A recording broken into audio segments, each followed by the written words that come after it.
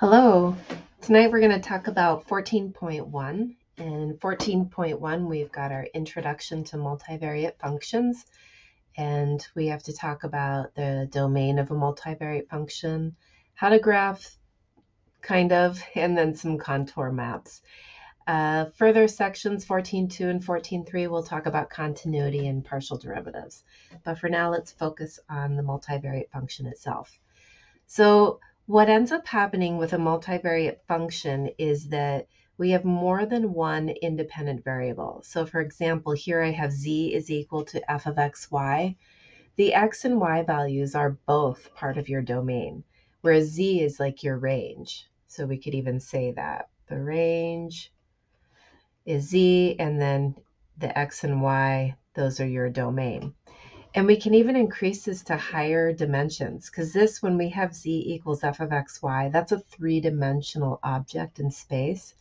But if we have something like w is equal to f of xyz, then the w is the range, while the x, y, and the z are all part of the domain. And so then this would have four variables involved, which means it's a 4D function. So that's probably as high as we'll go, but just know that probably most of the things that we talk about in chapter 14 can be applied to higher dimensions. We just focus on 3D and 4D.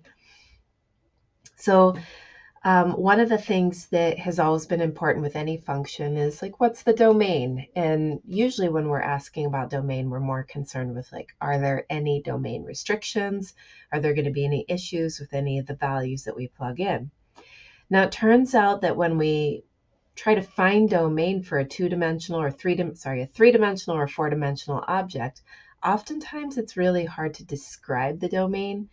And like we might only be able to give a set. It's not going to be an interval of x values because it's x and y values, or it's x, y, and z values.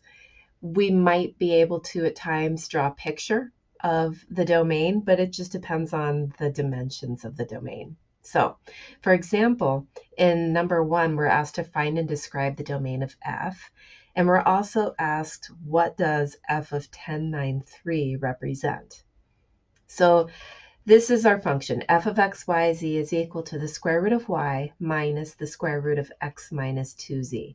This is a 4D thing, object, okay? So this is a 4D object, which means that the domain is 3D, which is kind of hard to graph. So we may not be able to graph this. Unfortunately, they're not asking us to. They're just asking us to describe it. And set notation of what the domain is may be a good enough description. So let's see what we've got. We have two pieces. The first piece is the square root of y. The second piece is the square root of x minus 2z. I'm highlighting both of them because they both have a radical, and radicals introduce domain restrictions. So in 1, we know that whatever we take the square root of must be greater than or possibly equal to 0. So in 1, we get that y must be greater than or equal to 0. That's all we know. So that's like the values above the x-axis, or let's see, yeah, if we were in 3D, we could talk about this being, so here's x, here's y, here's z. We're talking about all these values. So on this side of the x-axis. Okay, so that's one part of the domain. The second part comes from in 2. We know that x minus 2z must be greater than or equal to 0, which means that x is greater than or equal to 2z. That's a plane, and I could draw it. I could totally draw the plane. It is going through the origin. Let's see, it is, let's see, if x is twice z, let's say that's the same as like z is less than or equal to x over 2. So this is, if we were to think of drawing a line, it's a line with a slope of 1/2. So I'm going to kind of try to draw this in the XZ plane. So that's my line, except this isn't just a line. This is a plane. And because Y is not involved in it, we're talking about the values underneath this plane. Okay, that's kind of hard to draw. So you see how it can get like super messy, and maybe that's not where we want to go. Maybe it's just good enough to have our domain listed in set notation.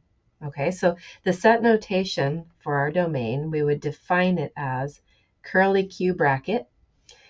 So it's the set of all x, y, z points such that y is positive or 0, and, so this has to be two things true at the same time, so we use and, x is greater than or equal to 2z. As long as all those things are satisfied, we have a domain. Okay? So, yeah, that's what we've got. And that's about as good as we can get. Now, the second part of the question is asking, what does f of 1093 represent? So f of 1093 is equal to, let's see, the square root of y is 9, minus the square root of x is 10, minus 2 times z is 3. So this gives me 10 minus 6, which is 4. So I have the square root of 9, which is 3, minus the square root of 4, which is 2. And that's going to give me 1. And what this represents is a 4D point in space. That's all I got, and I can't even graph it. I can graph a point in 3D, but as soon as we go to 4D, I just can't. I don't know how to even try to draw 4D. Don't think it's really possible. So some things we can get a picture for a description, and some things all we can do is talk about it. So it's okay. Now this next one, we're asked to find and sketch the domain of our function. And here we're given g of x, y, so two independent variables. That means our domain is in x and y. So it's a 2D domain. And our overall function is 3D. Okay, so this is a 3D function. And there's a 2D domain. Thank goodness, because I can draw 2D. That's just like the XY plane. That's fine. So I'm looking at this and I'm asking myself, how many issues could there be in this function that would introduce problems for my domain? So I'm looking at the numerator. In the numerator, I have a natural log, and I know that natural logs have domains. Like you can only natural log something that's positive. Not even 0, just has to be positive. And then in the denominator, I've got issues because, well, you're not allowed to divide by 0. Okay, so two things come up.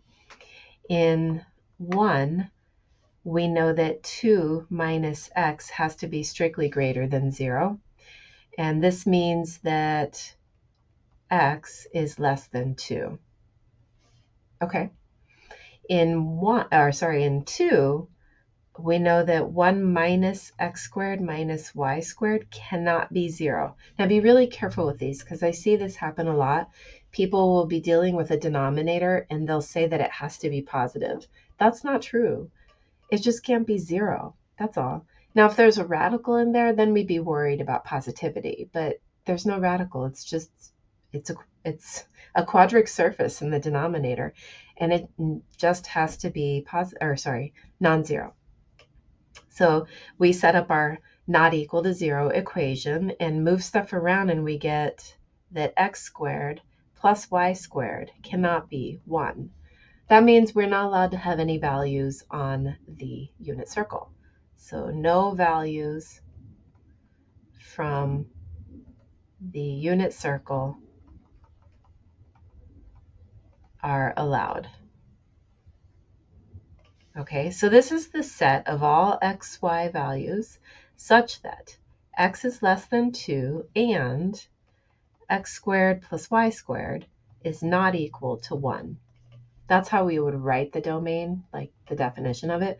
But let's draw it because we are being asked for a sketch. So if I try to draw this,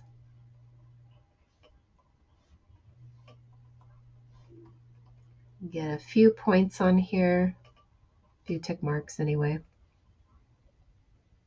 Now the first thing I want to do is get rid of the values that are not allowed, and those are any values that are on the unit circle.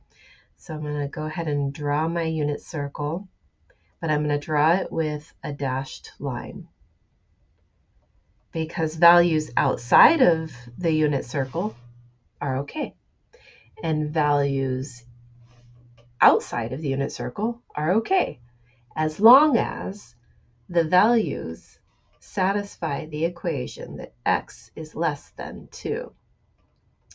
Now the equation x equals 2 is a vertical line that goes through 2. So I draw this dashed vertical line going through x equals 2. I don't know why I called that x as z. It is an x-axis. Okay, so now I've got two dashed lines. I've got a dashed circle and a dashed line. And in one, it's saying that x is less than 2. That means regardless of the value of y, x just needs to be less than 2. So that's everything. That's all these values except anything on the dashed line of the circle. So that cannot be in there. But everything else is okay. And so this is the best I can do graphing this domain, but it's good enough. It gives us a picture. Hey, everything to the left of x equals 2, except for the stuff in the unit circle. Okay. All right. Now we've got something a little weird to read. You guys are going to have some applied problems where you're reading a graph, and it's a multivariate graph, not graph, table of values. And you need to know how to read it. So the way this is typed in here is a little confusing. I agree. I couldn't get my equation editor to do it how I would like to. I'm going to cross this out and write it how I would like it to be written. It would be written this way. So these are y values and these are x values. So x values go down the column, y values go across in the row. Okay. And we are asked, what is the domain of f? I mean, first we have to even know how to read this table. This table is so weird. So across the top row are y values. Across the first column are x values. All the other values that are in there are what we get for each given pair of x, y values.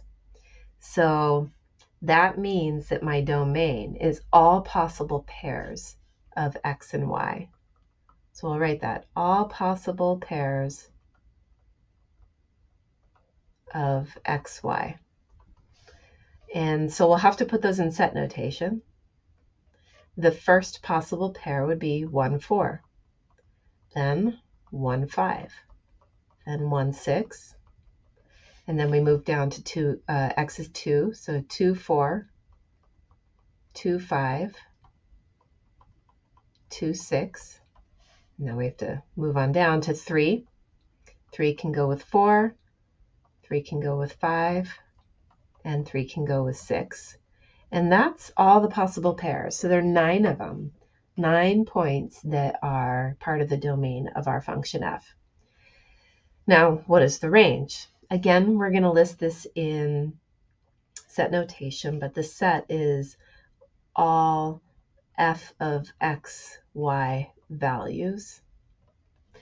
And so I should actually define those as all z equals f of x, y values.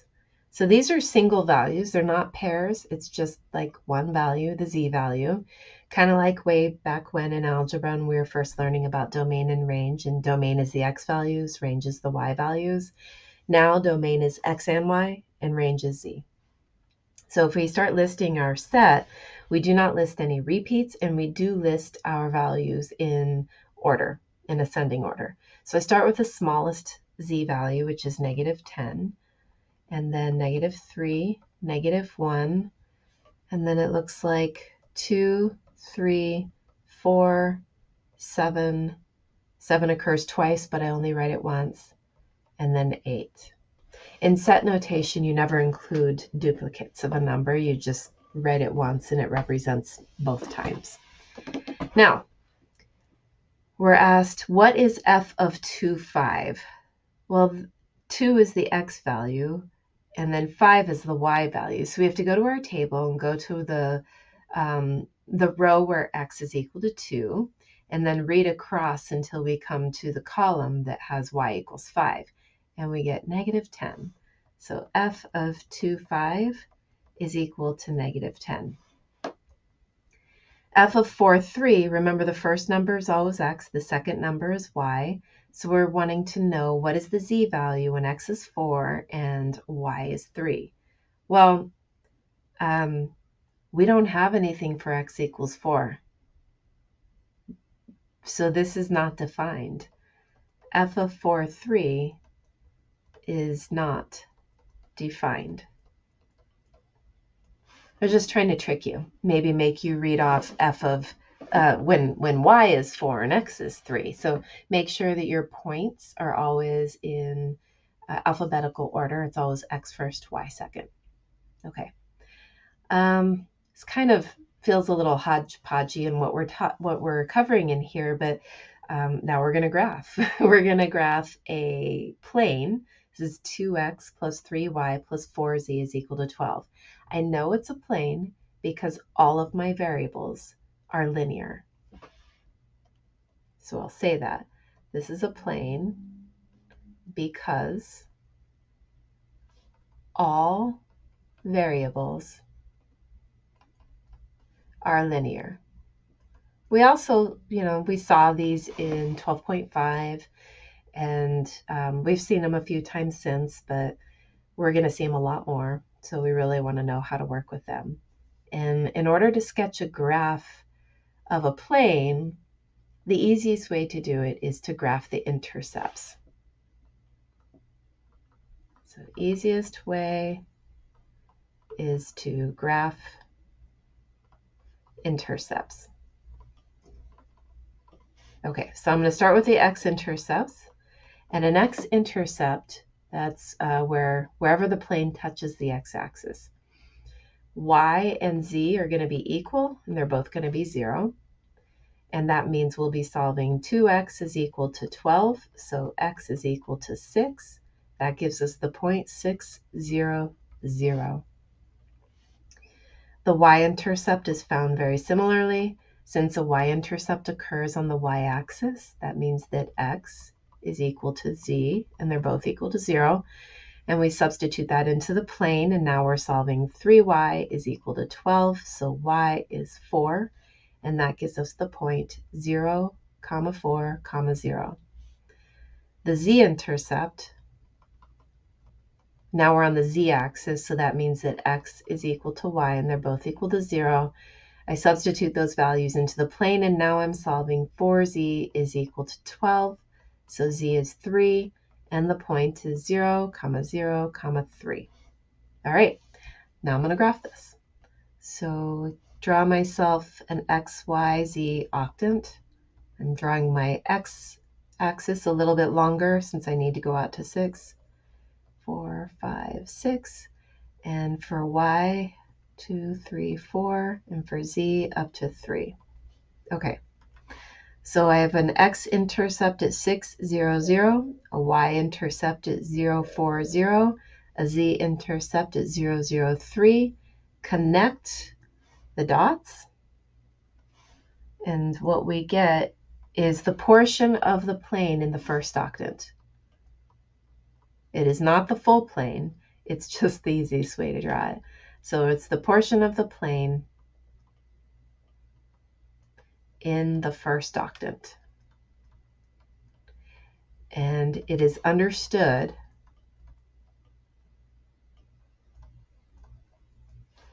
the plane extends infinitely in all directions.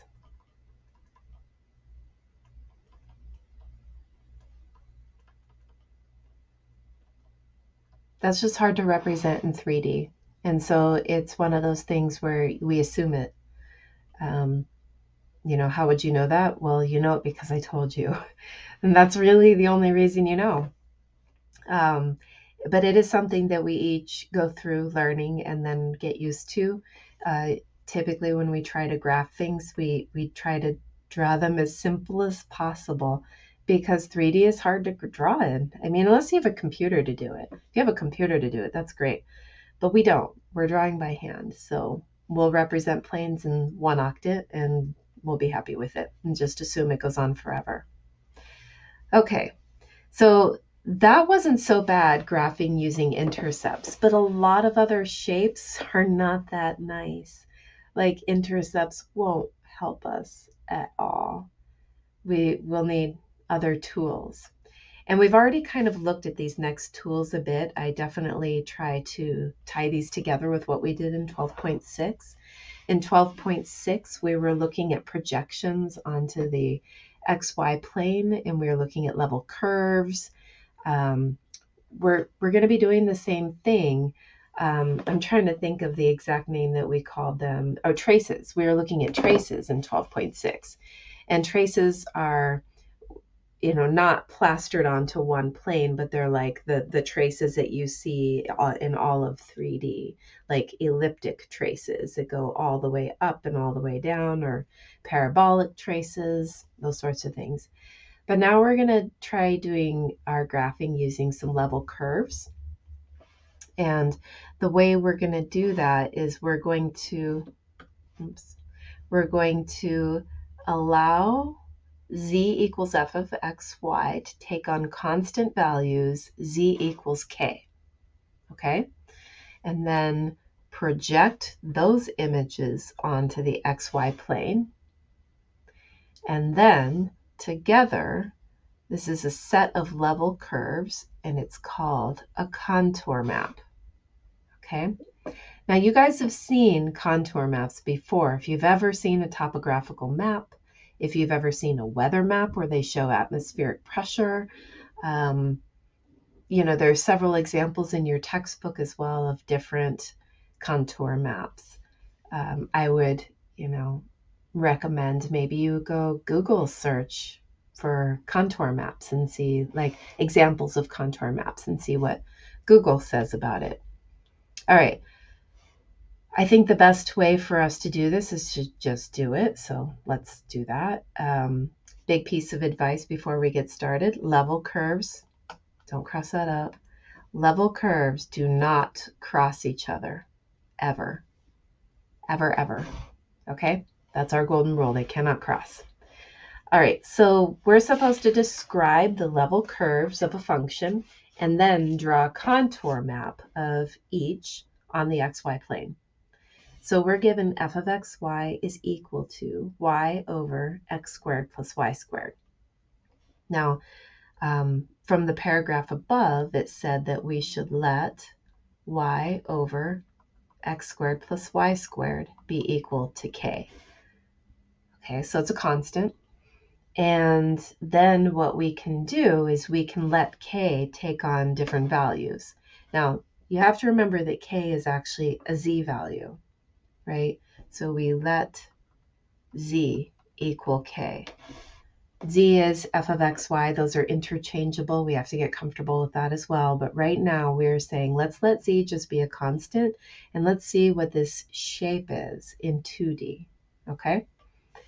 Now, what I could do, a couple of things. How do I want to do this? Let's let k equal 0. Okay? Well, then we have y over x squared plus y squared is equal to 0, which means that y is equal to 0. Okay? I'm going to start drawing these. Y is equal to 0 is the x-axis.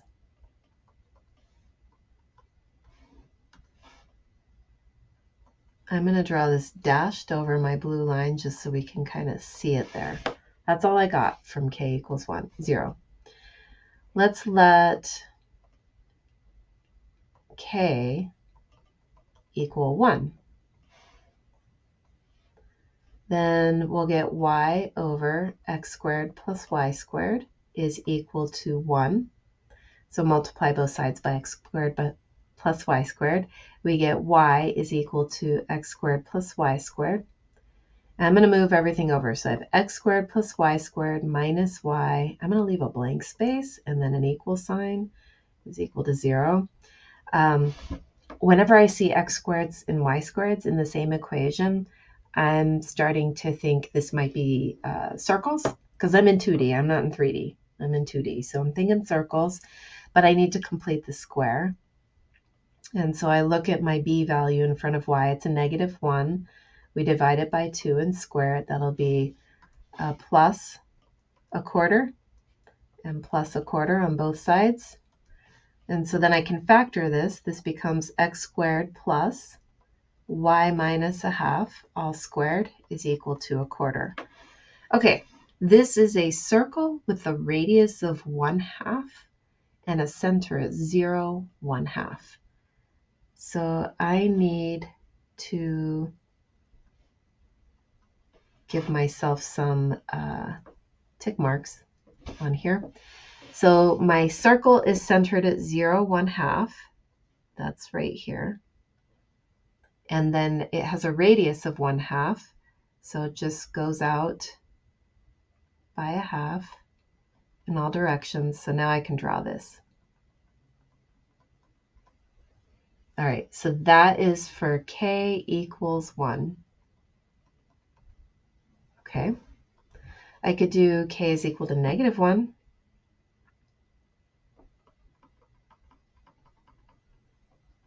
Then I get y over x squared plus y squared is equal to -1.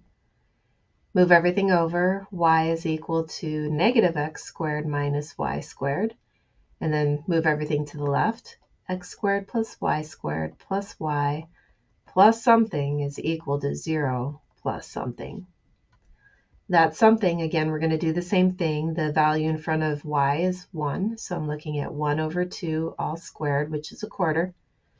So I'm adding a quarter to both sides. But now when this factors, it's x squared plus y plus a half all squared is equal to 1/4.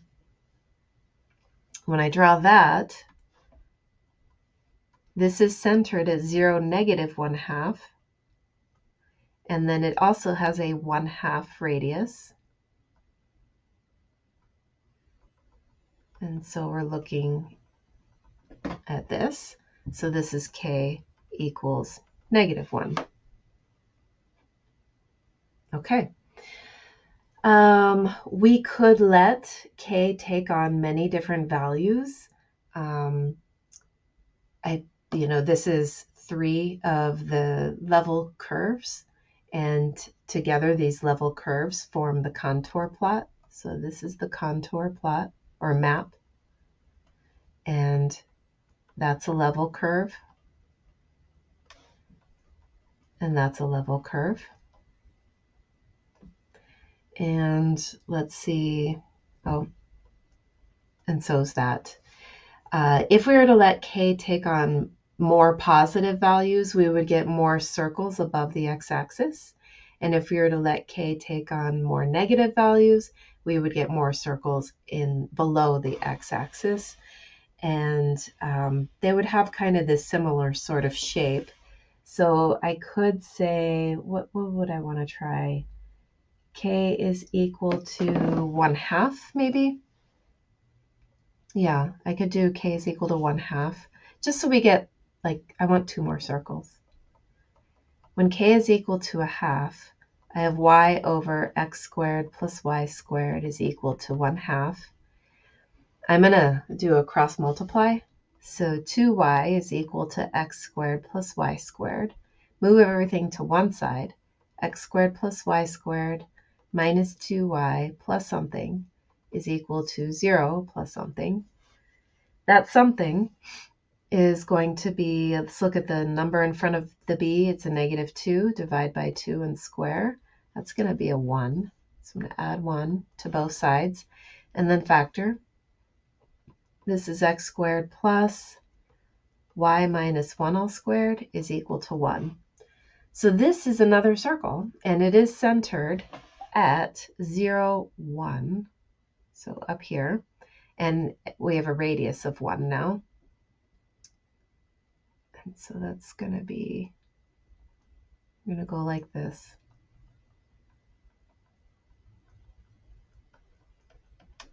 That's another level curve. I could do k is equal to -1/2, and then I'll call it a day on this problem. So we have y over x squared plus y squared is equal to a -1/2. Again, I'm going to cross multiply. -2y is equal to x squared plus y squared. Move everything to one side. X squared plus y squared plus 2y plus something is equal to 0 plus something. And that something should be 2 over 2 all squared, which is 1. Now I can factor that. I have x squared plus, in parentheses, y plus 1 all squared is equal to 1. Another circle with radius 1, and this one is centered at 0, -1.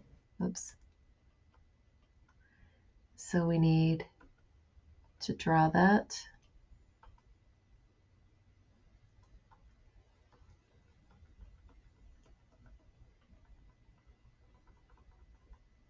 That's approximately it. Okay. So as k gets smaller, so this was k is -1/2, and this one was k equals 1/2. As k got smaller, we got bigger circles. So I'm going to imagine if k gets bigger, then we're going to get smaller circles. Okay, but we could fill these up with like an infinite number of level curves.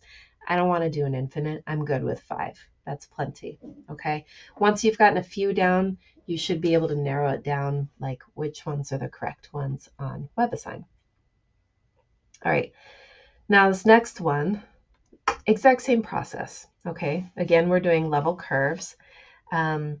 This is f of xy is equal to the square root of 9 minus x squared minus y squared. And this is technically, this is z, okay? This is what z is equal to. But we're going to let z equal k, a constant. So then we have 9 under the radical, 9 minus x squared minus y squared is equal to k. I want to get my x's and my y's together, so I need to square both sides. That means 9 minus x squared minus y squared is equal to k squared. I want to get my x squared and y squared on one side and my constants on another side. And that will give me x squared plus y squared is equal to 9 minus k squared. Okay, this right here is a bunch of circles. That's all it is, okay? However, there are two things that have to be true. Notice that z is equal to a positive radical. Okay, that means z is positive. It's not negative. It could be 0, but it's not negative. So when we let z equal k, we have to remember z is greater than or equal to 0. Okay, which implies that k is greater than or equal to 0. So let's say that k was 0. If k equals 0, we're working with x squared plus y squared is equal to 9. That is a circle centered at the origin with a radius of 3. So I can draw that. 1, 2, 3, 1, 2, 3, 1, 2, 3, 1, 2, 3, and we'll go with that. So I've got my marks on here. My circles tend to be a bit elliptical, or, like a circle that's losing its air. Okay, but this works. So this is k equals 0. Okay, we could also try, what did I try? Oh, hey, why not go for k equals 3? Oops. If k equals 3, then what we have is x squared plus y squared is equal to 9 minus 9, which is 0. So that right there is just a point. That's it. It's just a point. K equals 3. Okay. We could go part way. Now, I'm looking at, I like working with perfect squares when I'm drawing circles. so let's say that k was the square root of 5. And you'll see why I chose that in a moment. So that would mean x squared plus y squared is equal to 9 minus the square root of 5 squared, which the square root of 5 squared is 5. 9 minus 5 is 4. So that's a circle with radius 2. And that means I've got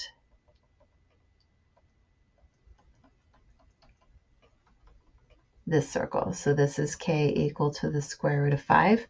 I could do one more. If k is equal to the square root of 8, will also work out nicely. X squared plus y squared will equal 9 minus the square root of 8 all squared, which that's just 8. 9 minus 8 is 1. We're looking at a unit circle here.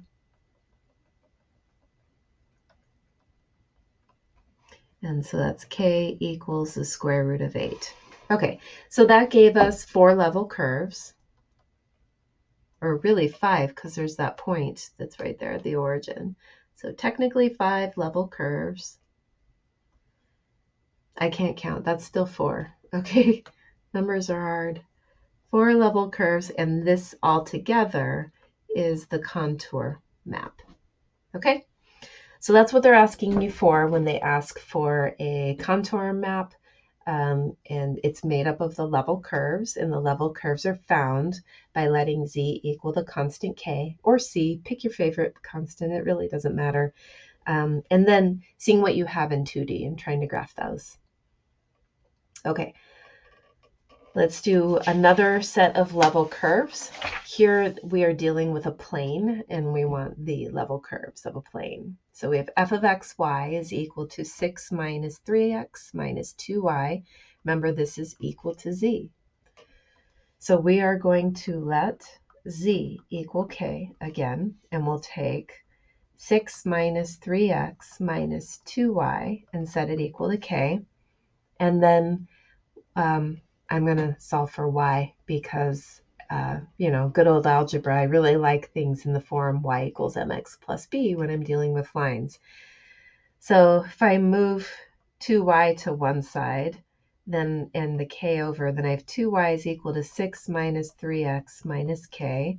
So y is equal to 3 minus 3 halves x minus k over 2. I'm going to rearrange that. Y is equal to negative 3 halves x plus 3 minus k over 2. Okay, and now I'm going to pick even numbers for k, because then they're all divisible by 2, and I'm not dealing with anything too ugly. All right, I'm going to draw myself an xy axis. And 1, 2, 3. I could go up one more. 4. And 1, 2, 3. Okay, that's probably good. All right. Now let's let k equal 4. Let's see what happens when k is 4. It's arbitrary what I just chose. It's just it's even, and it's going to be the biggest k value I choose. So if k is equal to 4, then y is equal to minus 3 halves x plus, 3, well, we'll just write it out. 3 minus 4 over 2 is 2. So this simplifies to y is negative 3 halves x plus 1. Okay, so this has a y-intercept at 1, and then it has a slope of negative 3 over 2. So we go down 3 and to the right by 2 to get another point, and then we connect the dots. And so this is when k is equal to 4. I can let k equal 2. So then y is equal to minus 3 halves x plus 3 minus 2 over 2 is 1. So this simplifies to y equals minus 3 halves x plus 2. All right, so I have a y-intercept at 2. I go down 3 and over 2 for another point, and then connect the dots.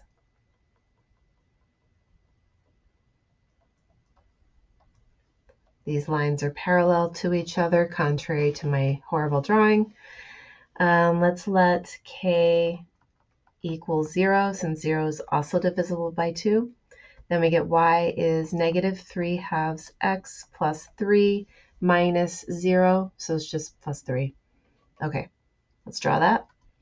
Y-intercept at 3, and then go 1, 2, down 3 and over 2, and connect the dots. K equals 0. And this will continue on and on and on. So these are the level curves that we are asked for. Okay. Now they might, in WebAssign, they might specify which level curves, or they might just it might be multiple choice. I really don't recommend looking at the multiple choices and trying to throw away the bad ones. Just do the work so that you're learning how, and you're practicing for your mini quizzes or your evaluations or your midterm. Okay. Let's see, next one. I think this is our last one too. What do you think that level surfaces would look like if we had a 4-dimensional equation? So this is a 4D equation. Remember, up above, these were 3D equations, and so the level curves were 2D, and they were called curves. If we have a 4D equation, it can't have level curves. A 4D equation has 3D. So once they're 3D, that's where we have to change from curve to surface. So it has 3D level surfaces. Well, let's let f of x, y, z, which is w, that's our 4th dimension variable. Let's let it be k, and then let's go ahead and see what this is. So we'll have x squared plus 2y squared plus 3z squared is equal to k. Well, this looks like an ellipsoid. And it's k can vary, so it's a family of ellipsoids. The level surfaces are all ellipsoids. You'll have big ones and small ones and smaller ones and itty bitty ones, but your level surfaces will kind of be inside of each other, which is kind of crazy. But that's it for 14.1. Next video will be 14.2. If you do have any questions at all, please feel free to reach out.